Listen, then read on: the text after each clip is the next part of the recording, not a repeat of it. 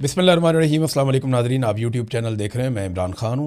नाज़रीन, जंगबंदी एक बहुत बड़ी कामयाबी है और पाकिस्तान ने इसमें बहुत कोशिश भी की है। पहले दिन से मैं ये बात कह रहा हूँ कि पाकिस्तान को हर हाल में जानिबदार बनने की बजाय सिर्फ जंग को रोकना चाहिए। कल के दिन में पाकिस्तान में ये पैगामात भिजवाए गए, पाकिस्तान की मीडिया को मजबूर किया गया पाकिस्तान की एस्टेब्लिशमेंट की जानिब से कि वो एंटी ईरान बयानिया अब बनाएं, और ईरानी सहाफ़ियों को मीडिया पे लेने से भी मना किया गया।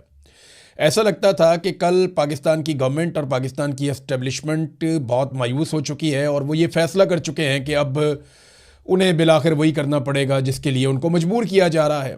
शहबाज शरीफ ने कहा था कि बेगर्स आर नॉट चूज़र्स, वो बात ठीक है, लेकिन किस्मत की देवी मेहरबान हुई और अल्लाह ताला का शुक्र है कि दुनिया जंग से खात्मे की तरफ गई और उसमें डोनाल्ड ट्रंप बहुत बड़ी मुसीबत में फंस गया।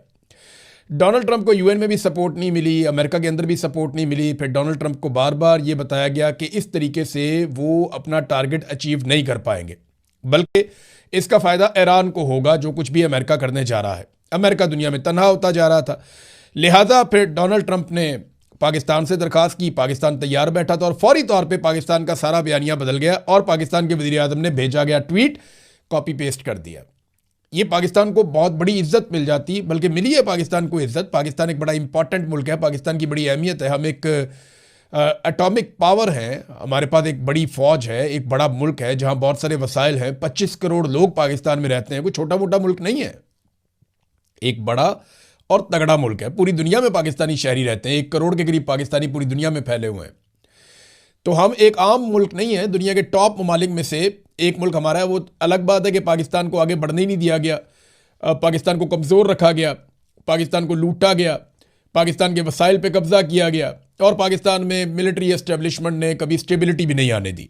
बहरहाल शहबाज शरीफ की कॉपी पेस्ट वाली हरकत ने कई किए किराए पे जो है वो पानी फेरा, मगर अच्छी बात यह है कि जंगबंदी हो गई। अब जंगबंदी हो गई है तो फौरी तौर पर पेट्रोलियम मसनूआत की कीमतें नीचे गई हैं। तो पहली उम्मीद तो ये है कि शहबाज शरीफ से कि पेट्रोलियम की जो कीमतों में पाकिस्तान में इन्होंने इजाफा किया था वो फिल फौर वो इजाफा वापस लिया जाए। लेकिन जब इजाफा किया था तो फ़ौरन कर दिया था।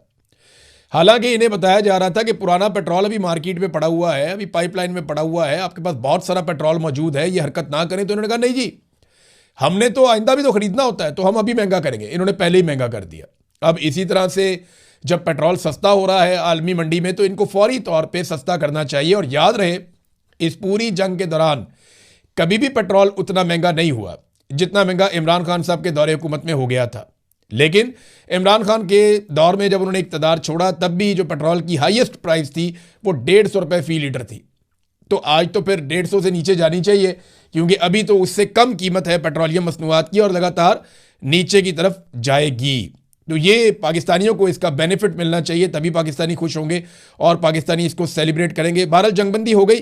अमेरिका की जानिब से अलग अलग बयान आ रहे हैं कि किसका क्या किरदार था। पाकिस्तान के प्राइम मिनिस्टर ने दोस्त ममालिक का शुक्रिया भी अदा किया।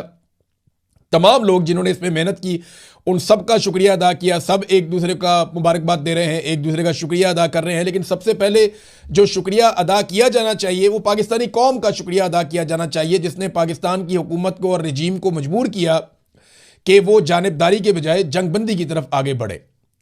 ये पाकिस्तानी अवाम का शुक्रिया जो फ़िरका वारियत में फंसने की बजाय इकट्ठे होकर खड़े हो गए और इन्होंने हर किस्म के इख्तलाफात को पसे पुश्त डाला और जंगबंदी के लिए दबाव डाला पाकिस्तानी हुकूमत पे। और पाकिस्तान की हुकूमत इसकी कोशिश करती रही, जिसका क्रेडिट हुकूमत को मिलना चाहिए। अमेरिका से अलग अलग किस्म के बयान आ रहे हैं और यह भी दावा किया गया ट्रंप की जानिब से कि जो ईरान को राज़ी किया गया है वो चाइना की जानिब से राज़ी किया गया है। यानी अब यह कहा जा रहा है कि चीन भी इसमें एक गारंटी है, यानी चीन की जानिब से भी इसमें एक गारंटी शामिल है कि अब ये जंगबंदी जो है वो लंबी चलेगी और दोबारा लड़ाई नहीं होगी और जो ईरान के मुतालबात हैं उनके ऊपर गौर किया जाएगा और ईरान को बहुत कुछ इसमें मिल भी जाएगा।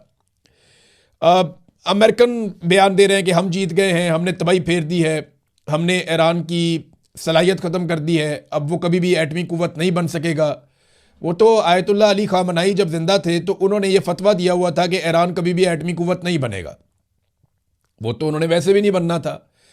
फिर उन्होंने ये कहा जी कि ईरान ने मिन्नत तरला किया, उसके बाद फिर हमने जंगबंदी की है तो हम बड़े ताकतवर हैं, हमने अपनी ताकत का सिर्फ 10% इस्तेमाल किया, हमने ईरान को मुकम्मल शिकस्त दी है, हमें बहुत बड़ी कामयाबी मिली है। डोनाल्ड ट्रंप ने वो कर दिखाया जो कोई भी अमरीकी सदर कभी भी नहीं कर सका। 40 दिनों के अंदर डोनाल्ड ट्रंप ने करिश्मा करके दिखा दिया। ये अमेरिका के स्टेटमेंट हैं, ऊपर नीचे आ रहे हैं। डोनाल्ड ट्रंप के अपने स्टेटमेंट भी आ रहे हैं।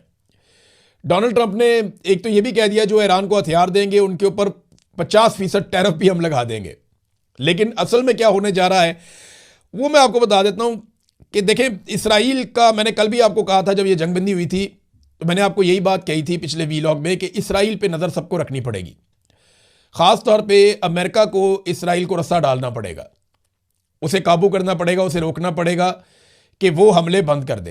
क्योंकि ईरान ने जो अपनी शराइत दी हैं उनमें एक शर्त यह भी है कि लबनान के ऊपर फौरी तौर पे जो इसराइल हमले कर रहा है वो भी बंद किए जाए। लबनान में हिजबुल्लाह की और इसराइल की लड़ाई चल रही है। हिजबुल्लाह ने इस जंगबंदी का खैर मकदम किया और हिजबुल्लाह ने फौरी तौर पे जंगबंदी कर दी है। अब अमरीकी मीडिया ये रिपोर्ट कर रहा है कि हिजबुल्लाह की जंगबंदी के बावजूद अमरीकी मीडिया के मुताबिक इसराइल जो है वो हमले कर रहा है। और इसराइल के जो चीफ ऑफ जनरल स्टाफ हैं उन्होंने कहा कि वो पूरे अज़म के साथ शुमाली इसराइल के शहरियों की हिफाजत के लिए हिजबुल्लाह पर हमले जारी रखेंगे। और इस वक्त इसराइल लबनान पे शदीद तरीन हमले कर रहा है और ये हमले बंद करना जंगी शराइत में शामिल था।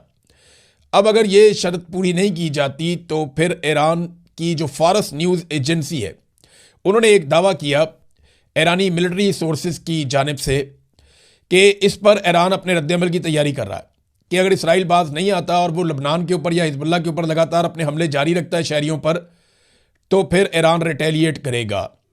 देखिए, जंगबंदी के बाद भी धमाके होते रहे। कुवैत ने इसकी शिकायत की है, बहरीन ने की है, यूएई के अंदर शिकायत की गई है, ईरान के अंदर शिकायत की गई है। ईरान में एक और हमला किया गया और ईरान का एक जजीरा है जहाँ पे एक अटैक होता है।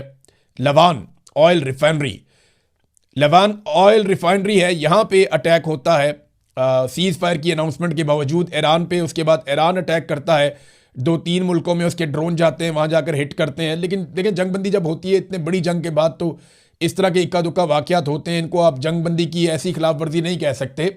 लेकिन जो इस वक्त इसराइल पॉलिसी के तहत लबनान में कर रहा है वो बहुत खौफनाक है। उसको पूरा वेस्टर्न मीडिया रिपोर्ट कर रहा है और वो ये बता रहे हैं कि सैकड़ों लोग मुतासिर हुए हैं एक दिन में। यानी अब तक इसराइल ने लबनान पे कोई भी ऐसा खौफनाक हमला नहीं किया था जो हमला इसराइल ने लबनान पे अब कर दिया। इस हमले की शिद्दत इतनी ज़्यादा है और इतना शदीद हमला है कि सैकड़ों शहरी जो है उनके बारे में बताया जा रहा है वो या तो शहीद हो गए हैं या ज़ख्मी हो गए हैं। और नुकसान का अंदाज़ा लगाने के लिए भी वहाँ जाना मुश्किल है क्योंकि बड़ी शदीद बमबारी इसराइल कर रहा है इस वक्त। ये लबनान से खबरें आ रही हैं। अब इसके ऊपर ईरान रद्दअमल देगा। अमेरिका को फौरी तौर पे इसराइल को रोकना पड़ेगा। अब नाज़रीन आ जाए आबनाए हुर्मुज़ पे। ये वो एक नुक्ता था जहाँ पे आगे सबके सींग फंस गए थे। अमेरिका की बड़ी बेइज्जती होती थी अगर आबनाए हुर्मुज़ नहीं खुलती। उधर ईरान जो है वो उसको जकड़ के बैठ गया था, हम इसको नहीं खोलते। अच्छा नाज़रीन, इसमें एक दावा किया जा रहा है कि अब ईरान यहाँ पे पैसा वसूल करेगा।